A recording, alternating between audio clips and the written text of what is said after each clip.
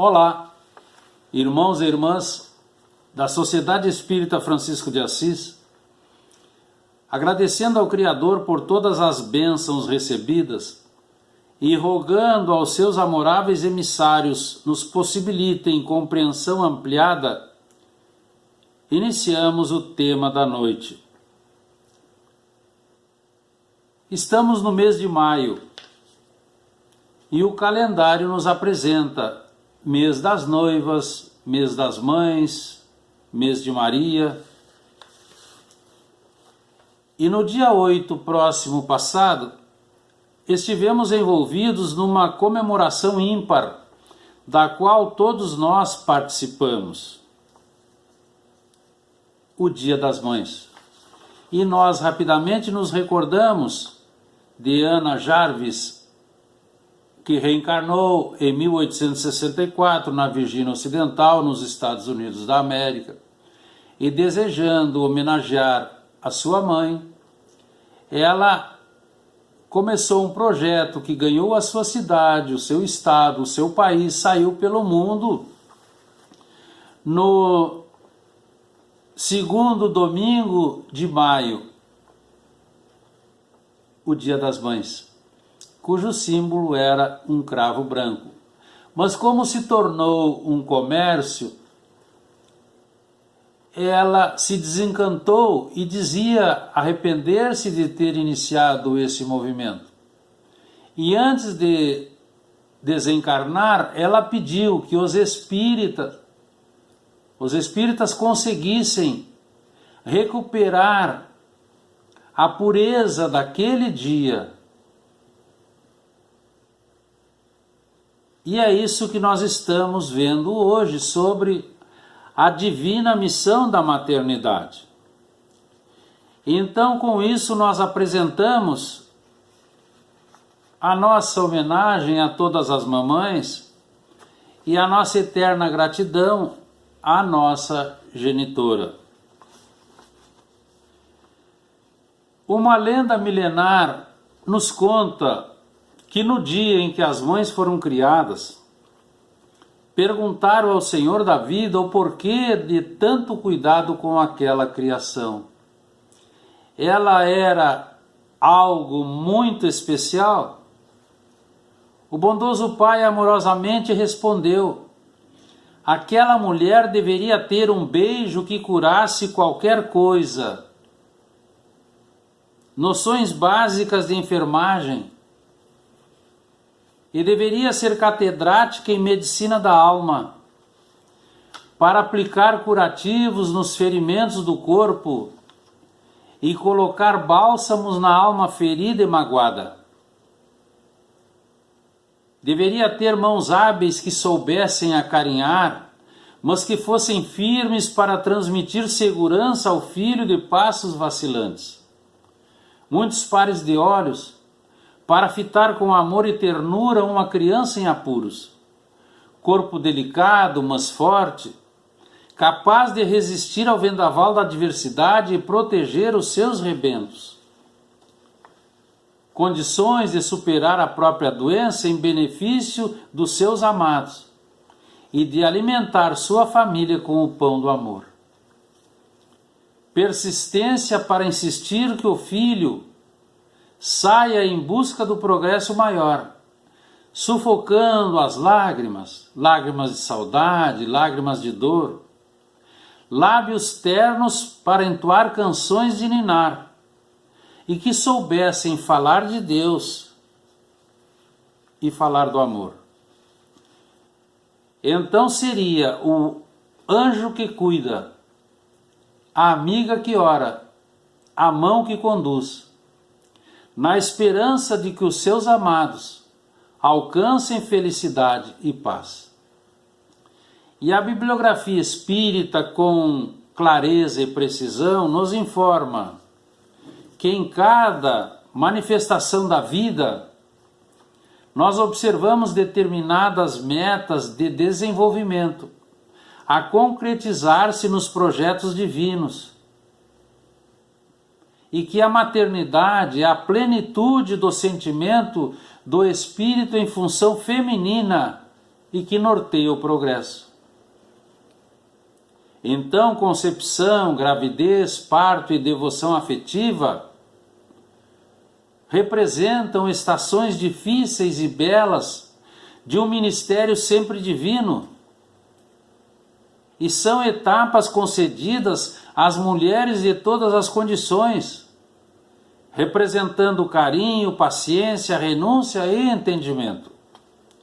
Ela pode ser esperada, imprevista, aceita, hostilizada, socorrida ou desamparada, mas é sempre uma mistura de alegria e sofrimento, missão e prova, traduzindo intercâmbio de amor que não se mede, surgindo sublime e sempre novo, oportunizando o melhoramento dos espíritos na caminhada evolutiva. Projetos divinos de desenvolvimento espiritual para cada um de nós e todos nós.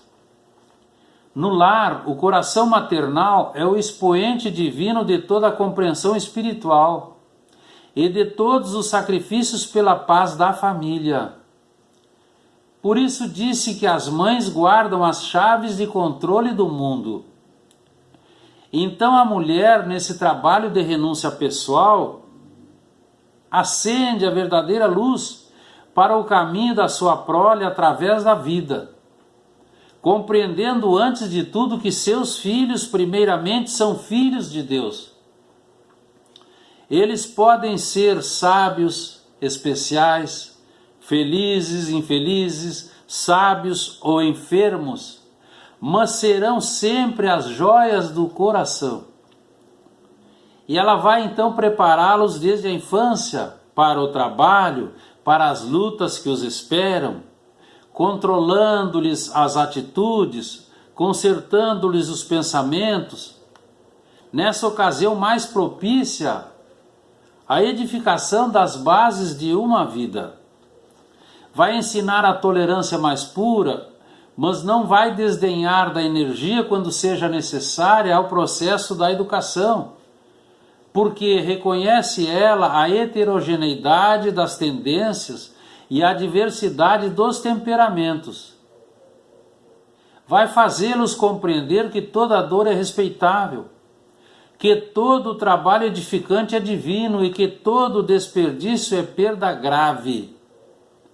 Também vai mostrar-lhes que todo infortúnio alheio deve ser amparado, para que todos possam ser igualmente auxiliados nas horas amargas, comuns a todos os espíritos reencarnados.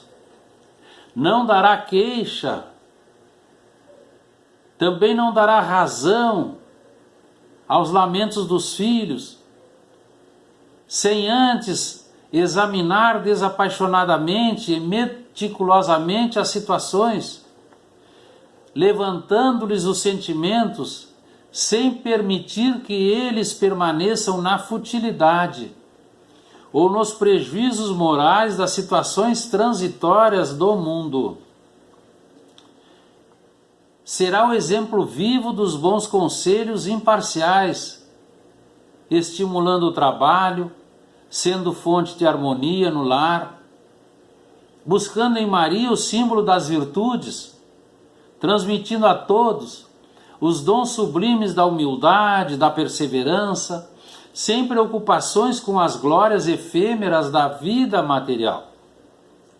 Na hipótese de fracassar em todas as suas dedicações e renúncias, as mães incompreendidas entregarão a Deus o fruto de seus trabalhos e seguirão na sua caminhada, ocultas à multidão, como heroínas desconhecidas, mas identificadas pelas mãos de Deus. Porque são vasos eleitos para a luz da reencarnação. E é graças ao amor incondicional das mães que os círculos inferiores da vida espiritual foram despovoados, para que o reino do amor se erga entre as criaturas. Nós encontramos muitos exemplos de amor incondicional na bibliografia espírita.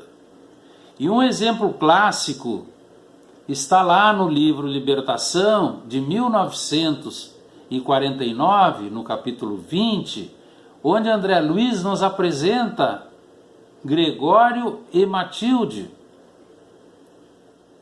filho e mãe.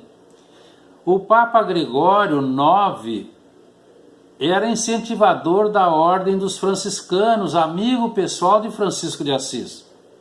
Ele acreditava, porque fora ensinado, que ao desencarnar sentar-se-ia à direita de Deus na sua cadeira prometida. Mas quando o fato acontece, ele não encontra a sua cadeira, tornando-se revoltado.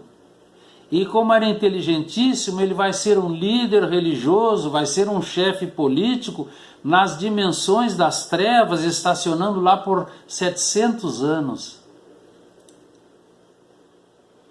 Matilde era domiciliada em plano superior, e ela então vem pedir ao espírito Gúbio, junto com Eloy e André Luiz, que formavam a equipe de socorro, para resgatá-lo, para que seu filho amado continuasse sua progressão evolutiva. Então eles se disfarçam, porque a área era muito perigosa, eles densificam seus perispíritos e vão até aquela região, porque haviam sido baldados todos os esforços em recuperar Gregório para continuar a sua caminhada. Então, apenas a sua mãe Matilde que ele atendeu. Quando ele encontra o grupo socorrista, ele vai dizer: o que estão fazendo aqui esses filhos do Cordeiro? Não me afastarei e não aceitarei nenhuma intervenção. Aí então ele ouve na sua intimidade a voz de sua mãe: meu filho. Então ele empalidece e diz: minha mãe. Com isso ele desfalece, e os amigos espirituais então se aproveitam e o levam para continuar a sua caminhada.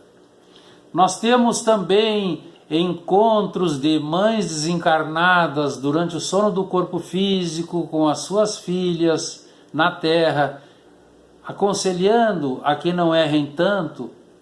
Temos também encontros de mães reencarnadas indo visitar os seus filhinhos recém-desencarnados durante o sono do corpo físico. E os amigos espirituais dizem que são inúmeras mães que transitam por lá. Nós há pouco falamos em Maria, e todas as religiões cristãs reverenciam com extremo cuidado e carinho e profunda gratidão a figura ímpar de Maria, a sublime mãe de Jesus. Espírito evoluidíssimo há mais de 2000 anos, até hoje vela pela humanidade. E um dia, buscando alguém no mundo para exercer a necessária tutela sobre a vida preciosa do embaixador divino, Deus não hesitou em recorrer àquela abnegada mulher, escondida num lar apagado e simples, Miriam, que na língua de seu povo queria dizer querida de Deus. E depois passa para o latim e nós vamos encontrar no português Maria. Ela crescera tendo o espírito alimentado por mensageiros que lhe falavam, nas noites povoadas de sonhos, dizeres proféticos, repassados de ternura que transitavam pela sua mente. Era humilde, mas ocultava a experiência dos sábios. Frágil como o lírio, trazia consigo a resistência do diamante. pobre entre os pobres, carregava na própria virtude os tesouros incorruptíveis dos sentimentos. Na Anunciação, quando recebeu de um espírito angélico a notícia, por isso o nome Anunciação, ela estava entre 13 e 16 anos de idade. Diz-lhe então Gabriel, que era o espírito angélico: alegra-te, Maria, ó cheia de graça, pois o Senhor é convosco. Bendita és tu entre as mulheres. Notando o espanto da jovem, Gabriel continuou: não temas, Maria, porque conquistaste a benevolência do Senhor. Conceberás e darás à luz um filho, e lhe porás o nome de Jesus. E ele será grande entre os homens. Ela então balbucia, ajoelhando-se: eis aqui a serva do Senhor. Cumpra-se em mim, segundo a sua vontade. Então ela gerou, auxiliada por José, um corpo físico, para o ser mais perfeito que a terra já recebeu. Como mãe zelosa, alimentou-o, banhou-o, agasalhou-o junto ao peito, participou da fuga para o Egito, participou dos acontecimentos da sua vida, acompanhou o seu crescimento, viu iniciar o aprendizado profissional e religioso com o pai, embora ela soubesse que ele já sabia tudo. Maria sempre esteve presente na vida de Jesus. Acompanhou-o até o Calvário, onde o Mestre, pendurado à cruz de madeira infamante, olhou-os com profunda piedade e disse a João: filho, eis aí tua mãe. Voltou o olhar para Maria e falou: mulher, eis aí teu filho. Com esse ato simbólico, ele entregava como a mãe de toda a humanidade. Depois de todos esses fatos, Maria foi morar com João em Éfeso, numa choupana simples e pobre, numa colina diante do mar da Galileia, onde diariamente ela acolhia todos os viajantes e peregrinos que por lá passavam, que iam em busca de auxílio material ou que iam para ouvir as histórias do Filho amado, para escutar os ensinamentos e serem confortados. Mas numa determinada noite, Maria teve muitos sonhos e acordou ansiosa. Parecia-lhe ter estado com o amado e saudoso filho. Como sempre fazia, após o café com João, ele saía muito cedo para o trabalho, ia para o mar com os pescadores, e Maria costumava sentar-se ao lado de fora da porta e ficava olhando a calmaria do oceano. E aquele dia ela estava intranquila e olhava nervosa para o início da estrada que conduzia até a sua casa. Ela então percebe um minúsculo vulto na planície. Seu coração fica alterado, palpitante, porque ela observa que aquele vulto aumentava à medida que se dirigia até onde ela estava. Então chega diante dela um homem alto, envolto em uma longa capa, com a cabeça coberta por um capuz e as mãos colocadas para dentro das mangas. E ele vai dizer, ajoelhando-se: Senhora, preciso de ajuda. Ela tenta reconhecer aquela voz enquanto o conduz à peça humilde. E eles sentam-se às cadeiras e, como sempre fazia, Maria preparou-se para auxiliá-lo no que precisasse.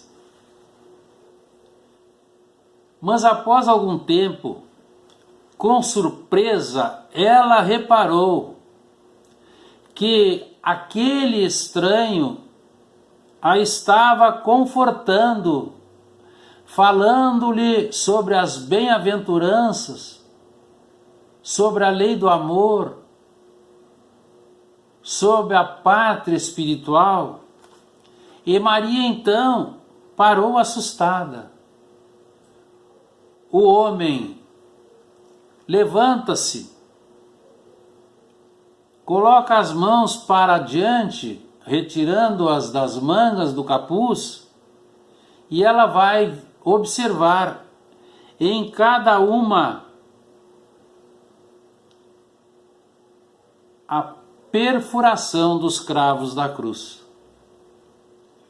Ao mesmo tempo ele diz: Mãe. Ela então empalidece e grita: Meu filho, és tu? E ele vai responder, retirando o capuz da cabeça: Sim, mãe, venho buscar-te.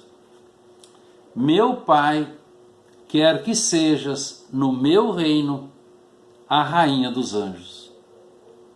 Maria então desfalece.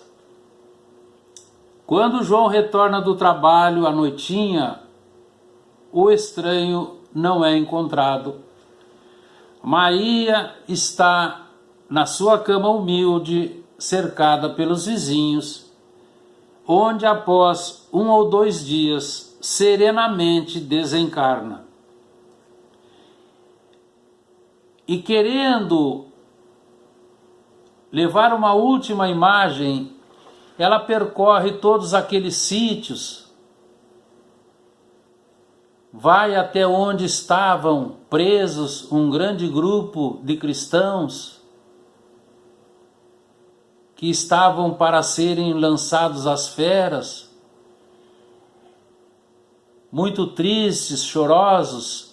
Ela então se aproxima de uma jovem e na acústica da sua alma diz-lhe: Canta, minha filha. A jovem então começa a cantar e todo aquele grupo inicia o seu canto, demonstrando a coragem diante daquele rápido transtorno físico, dirigindo-se com galhardia para a pátria espiritual. O irmão X nos conta que depois disso ela esteve socorrendo Judas. Então, depois, acompanhada por um imenso cortejo angélico, ela retorna para ser a rainha dos anjos divinos. E até hoje nós encontramos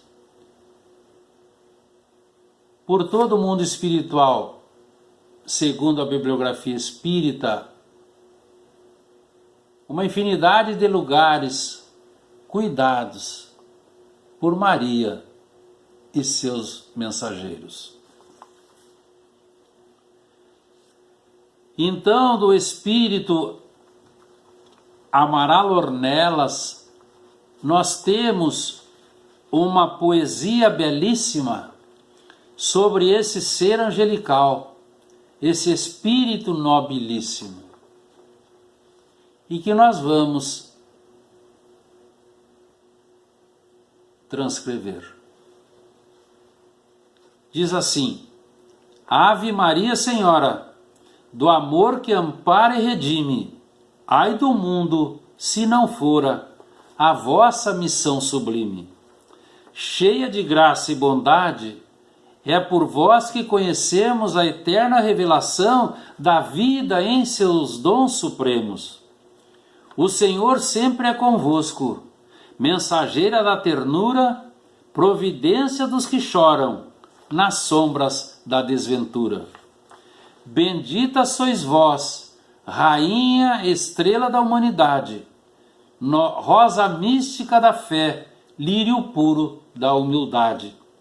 Entre as mulheres sois vós, a mãe das mães desvalidas, nossa porta de esperança e anjo de nossas vidas. Bendito o fruto imortal de vossa missão de luz, desde a paz da manjedoura, às dores além da cruz. Assim seja para sempre, ó divina soberana, refúgio dos que padecem nas dores da luta humana.